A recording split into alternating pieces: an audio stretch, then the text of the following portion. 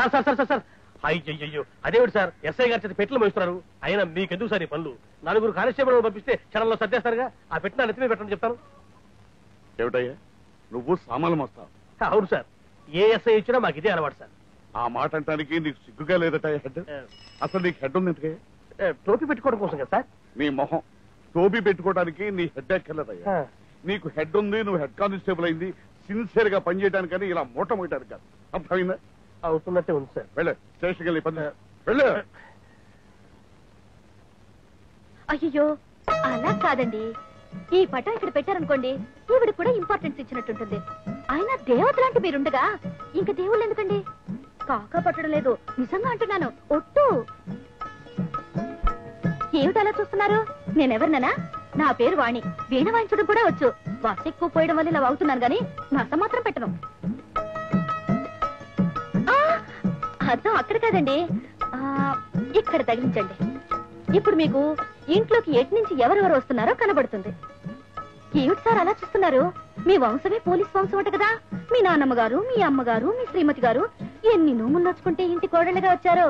నేను కూడా నోములు నోస్తున్నానులేండి. హాయ్ వెంకు. అమ్మా నాన్న దృష్టిలో పడిపోయావా? నీ మనసు పడిపోయాక తప్పుతుందా మహాన్ భావా?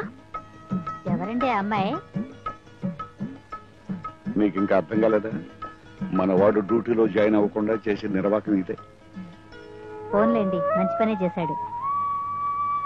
అమ్మాయి మాట తీరు ముచ్చటగా ఉంది, కనుముక్కు తీరు కూడా లక్షణంగా ఉంది.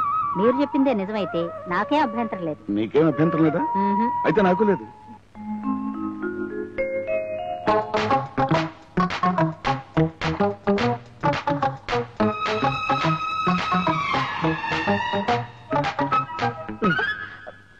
ఏమిటి డ్రీమ్ సాంగా? ఇప్పుడు అవన్నీ పెట్టుకో, ఇల్లు సర్దుకోవాలి. నువ్వు వెళ్ళు. ఎక్కడ దొరికాడో చలిమిటి మొత్తం పప్పు సుద్దా. చక్కగా రాజకోటి వాళ్ళు కంపోజ్ చేసిన డ్యూయట్ పాడుకుందాం అనుకుంటే అంతా పాడు చేశాడు.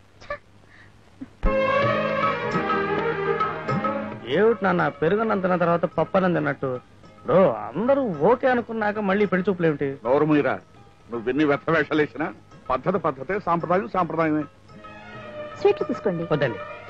అదేంటి నాయనా, ముద్దపప్పు పచ్చి పులుసు చేస్తే అడిగి మరీ తినేవాడివి. మా ఇంట్లో మొహాట ఏంటి?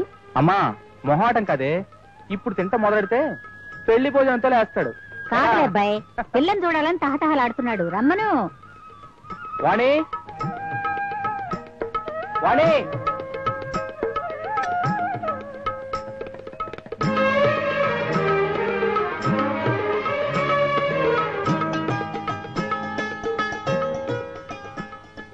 కూల్ డ్రింక్ తీసుకోండి. Cool drink sir? వద్దులే. తీసుకో.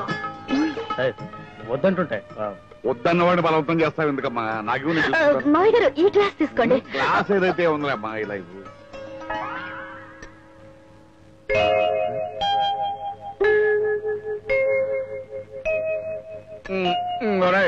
ఈ గ్లాస్ దగ్గర తీసుకో. వద్దు నాన్న, వద్దన్నాను కదా. పాప అమ్మాయి ముచ్చట పడిస్తుంటే తీసుకోరా. తీసుకో.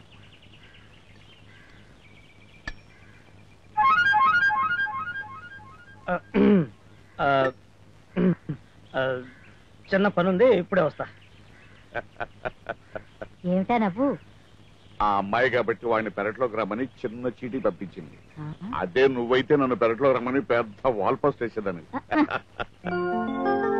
ఏమిటి రమ్మన్నావు? అక్కడ పాప మొహమాట పడుతున్నావు, స్వీట్ ఇద్దామని.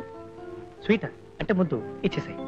ముద్దు కాదు, ముద్దు నీకిష్టమైన జాంగరి. జాంగ్రియా? అయితే ముద్దొద్దు, ఇదే తత్వచనం.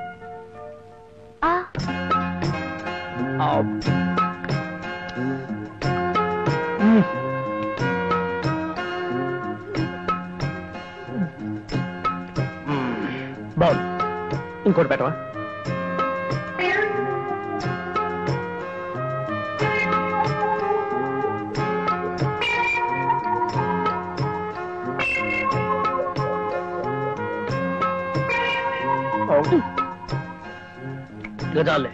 ఇక చాలేనా? కావాలన్నప్పుడు లేవులేదు.